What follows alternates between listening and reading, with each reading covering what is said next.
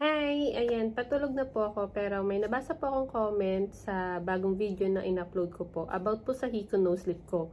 Nagpa-Hiko Nose Slip po ako noong March 2, 2024 at ngayon ay 1 year and 7 months na po siya. So yung ilong ko po, napansin ko po sa ilong ko, before mag 1 year, nawala na po yung hiko or yung trend po na pinasok sa ilong ko. May mga follow-up reviews po ako sa vlog ko po kung makikita nyo po or ilalagay ko na lang po sa comment section yung mga follow-up reviews ko po sa ilong ko. Kasi natanggalan din po ako ng trend noon, mga ilang buwan lang, natanggal din po siya. So ngayon po, ang napansin ko po sa ilong ko, yung buto ko po dito, may buto po kasi ako dito at visible po siya before ako magpa-Hiko Nose Slip. So may bridge po talaga yung ilong ko at medyo matangos po siya. Ang pinaka-concern ko po kasi sa ilong ko yung dito ko. Tapos ngayon nga po, yung buto po na nandito, ayan po, kung, ayan, hindi pa rin po siya visible. Kaya feeling ko po yung trend po dito, meron pa rin po siya or parang na-absorb na lang po siya ng tissue at naging fats po siya. So yun yung feeling ko po, naging fats po siya kasi sa part din dito ko, medyo pointed po kasi ito. Medyo manipis po yung part ng ilong ko dito. At nung nagpa-Hiko Nose Slip po ako, napansin ko po na lumapad yung part ko dito. Yun yung hindi ko nagustuhan sa hiko ko po. At hanggang ngayon, malapad pa rin po siya. Hinihintay ko po na numipis po siya ulit.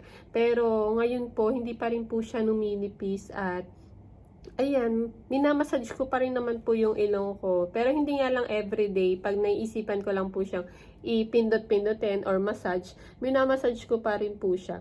Tapos wala na po ako nakakapang trend ngayon. Wala na ho.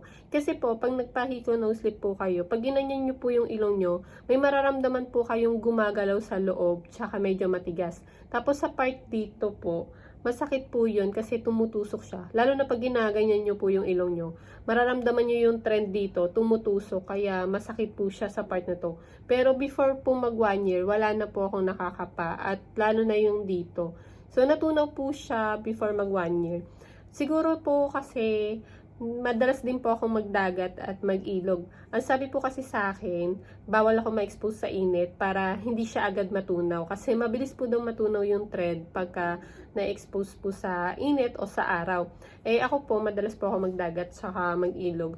Kaya ayun, at sinabi ko rin po dun sa vlog ko, yung last siguro na vlog ko about sa Hiko Nose Slip ko, para sa akin, hindi po siya worth it kasi po, ayun nga po, hindi ko nagustuhan din yung result nung ilong ko nung time na yun. May mga hindi ako nagustuhan, parang hindi na-achieve yung gusto ko. Kasi yung sa hiko na ina-expect ko po is yung magtataas po talaga yung ilong ko ng ganyan. Tapos medyo magpo-pointed sa part na to. Kasi yun po yung nakikita ko sa Facebook tsaka yung mga review ng iba.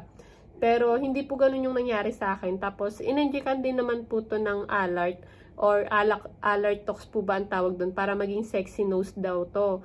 Kasi yung dito ko po, malapad po talaga siya. Kaya yun din yung habol ko po sana na numipis to at maging ganyan.